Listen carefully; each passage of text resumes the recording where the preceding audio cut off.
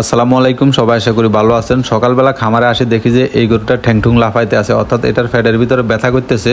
যেহেতু এটাকে এখন পর্যন্ত আমি কৃমির ডোজ করতে পারি না, এটার গায়ের ভিতরে কিছু ল্যাম্পি আছে মানে ফাঁয়ের ভিতরে, তো ল্যাম্পির জন্য কৃমির ডোজ করতে পারি না, এই জন্য ফ্যাটে ব্যথা উঠছে কৃমির কারণে।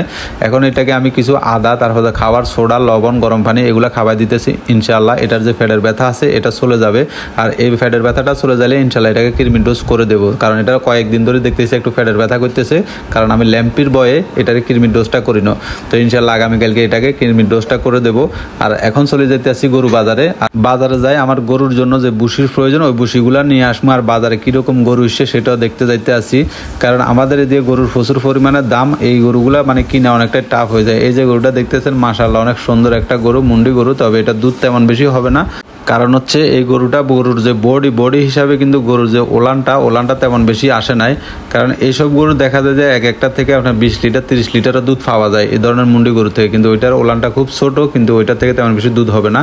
যাই হোক, আমি বুসি নিয়ে চলে আসলাম বাড়িতে। আর প্রতি সপ্তাহে আমার দেখা যায় যে এই যে বুসিগুলো নিয়ে এসেছি, এই বুসিগুলো দেখা যায় একটা আনলে আমার 2 দিন যায়। অর্থাৎ এখানে 25 কেজি এলা বস্তা, এগুলা বস্তাগুলো দেখা যায় যে একটা আনলে 2 দিনে 1 বস্তা চলে যায়।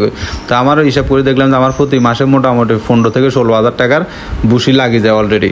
যেহেতু আমার হাঁস আছে, তারপরে মরগ আছে, মাঝে মধ্যে মরগেরও খাওয়াই, আবার ওই যে আমার গরু আছে গরুগুলারেও খাওয়াই। এই যে এখানে যেগুলো দেখতেছেন এগুলো হচ্ছে দান, এগুলো হচ্ছে আমার যে ফিগনেস্টার 13 হাঁস আছে ওই হাঁসগুলাকে খাওয়াই। আলহামদুলিল্লাহ হাঁসগুলার বয়স চলতেছে 4 মাস, হয়তো সামনের মাস 5 মাস 5.5 মাস থেকে হয়তো এগুলো ডিম দিব। ডিমের আশাগুলি এগুলারে দান খাওয়াইতে আসি। আর মোটামুটি দেখা যায় যে একটা খামার করলে আপনার প্রচুর পরিমাণে একটা খরচ আসে। এই যে যেমন হাঁসগুলার পিছনে এখন অনেক টাকা যাইতে আছে, কিন্তু এগুলো যখন ডিম দিব, ওই ডিম বাচ্চা ফুটাম, তখন কিন্তু কিছুটা ইনকাম হইব।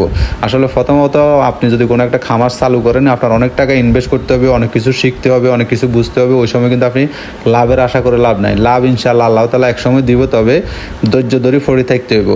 দেখতেছেন যে আমি নিজে ধৈর্য ধরে ফড়ি রয়েছি, কারণ কিছু করার নাই। আমি এটা মনে মনে বিশ্বাস করি যে আল্লাহ তাআলা কোনো এক সময় সফলতা দিব। তো এই সফলতার আশায় এখন পর্যন্ত ফড়ি আছি, কিন্তু লাভের থায় এখন পর্যন্ত কিছুই নাই। হয়তো কোনো এক সময় লাভ দিব এই আশায় পড়ে রয়েছি। আর এই যে বুসিগুলো দেখতেছেন, এই বালতিত করে সকালে আমি 1 বালতি বুসিগুলা মানে দানাদার খাবারগুলো খাওয়াই, আবার দেখা যায় বিকালে একবার খাওয়াই। এখন যেহেতু বিকাল টাইম এখন খাওয়াইতে আসি, সকালেও একবার খাওয়াইছি। আর প্রতিদিন আমি এভাবে রুটিন মাফি এই গরুগুলোকে এই খাবারগুলো দিই। মানে আপনি যে কোনো কিছু যদি একটু রুটিন মাফি করেন তাহলে খাওয়া মানে কাজটা খুব সহজে যেগোয়। তো এটা হচ্ছে কথা আর কি। যেহেতু আমি সকালে 1 বালতি খাওয়াইছি, আবার এখন বিকালবেলা 1 বালতি দিয়েছি, মানে প্রতিদিনে এইরকম 1 বালতি করি আমার প্রয়োজন হয়। তো এরপরে এগুলো যখন খেয়ে ফেলবে তখন আমি এই গরুগুলাকে শুকনা যে খড় আছে ওই খড়গুলা দিব, যেহেতু আমার কাছে কাঁচা ঘাস নাই। সবাই দোয়া করবেন কোনো এক সময় যেন আমার খামারটা অনেক বড় হয়ে যায়। সবাই ভালো থাকবেন, আল্লাহ হাফেজ।